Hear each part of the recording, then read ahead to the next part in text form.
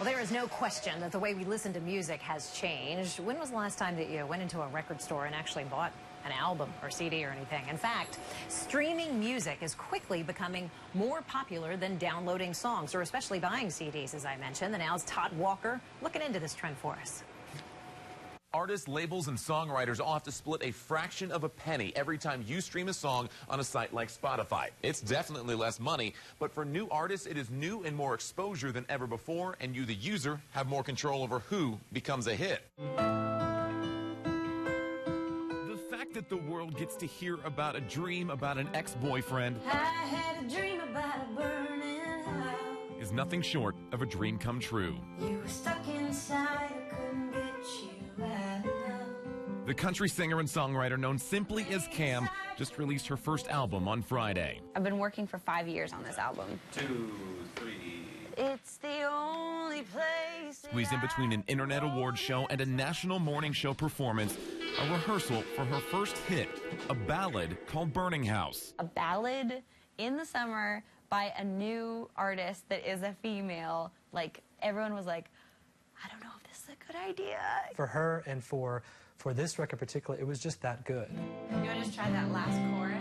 It's a non-traditional start in a new and non-traditional era for the entire music industry. The cool thing about have your music come out now as opposed to, years before the internet, I get instant reactions. It's not just a radio game anymore or just a touring game anymore. There's social media, there's different platforms, and they play a huge part in developing that story. John Fleckenstein is the executive vice president of RCA Records and has seen the music industry go from launching artists on radio and TV every time to customizing a plan for each new artist. One of the earliest leaders on her was indeed Spotify and was indeed the streaming services. Those streaming music sites have helped people discover Cam, but it has also turned the business side of the business on its head. Essentially, you're paying micropayments every time, or the service is paying micropayments to the people who make the songs every time it's being listened. It takes longer for the money to roll in, but it can also help with rapid launches for artists like Cam. I've been sleepwalking,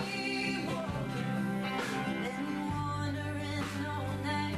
Just a few months ago, no one had heard of her. Now Burning House is nearing #1 on the country charts, and the album Untamed is getting rave reviews. The notion of having these sort of rigid formats and tempo-driven areas where you have to be a certain style of music to get played in the first place, those are kind of going away. I'll stay until this dream is over. For years, this song about a dream and her entire album were just a dream itself.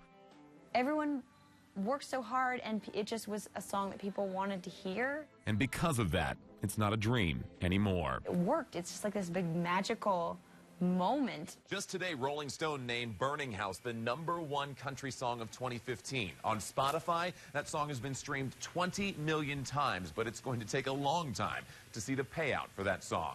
For the now, I'm Todd Walker. Fascinating story. Thank you, Todd.